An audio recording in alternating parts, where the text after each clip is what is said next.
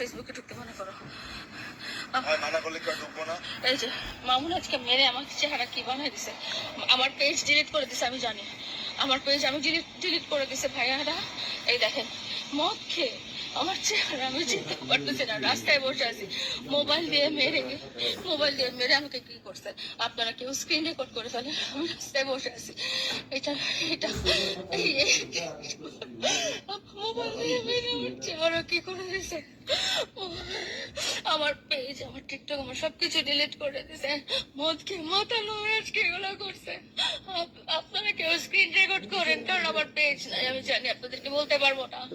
আমি বাড়িধারা টিএচএসে আছি, আমি 999 কল দিছি, আমাকে ক্যান্টনমেন্ট থানায় যখন কানেক্ট করে দিচ্ছে, ক্যান্টনমেন্ট থানা বলছে যে আমরা আসতে পারবো না, এখানে আসতে পারমিশন লাগে। এত রাতে কে পারমিশন দিবে? আমার মুখে দেখে পুরো আমি নিজেকে চিনতে পারতেছি না। আমি চাই না কি বলতেছি, কি করতেছি। এটা প্রথমবার না, এর আগেও আমার মুখে হাত দিছে।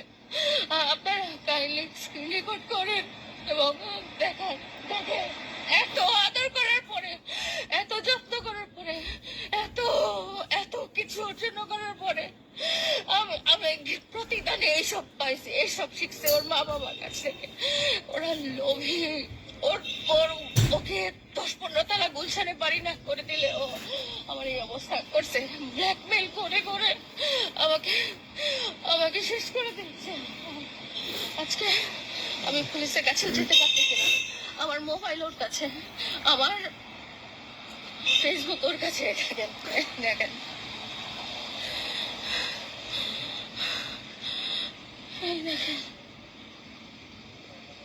নাটক, সত্যি নাটক না, কোনোবারই নাটক ছিল না, কোনোবারই নাটক না। তাকে 50-60 কোটি টাকা দিতে হবে, নাহলে সে আমাকে এরকম টর্চার করবে। তাকে বাড়ি লিখে দিতে হবে গুলশানে, নাহলে সে আমার সাথে এরকম টর্চার করবে। এটা ভাইরাল হওয়া না, কোনো কিছু ভাইরাল হওয়া না। আমি ওকে সত্যি ভালোবাসি, সবকিছুতে টাকা পয়সা খরচ করে মন ভালো করার জন্য নেপালে নিয়ে গেছি, এসে মদ খেসে এগুলো আমার সাথে করছে। আপনারা স্ক্রিন রেকর্ড করবেন।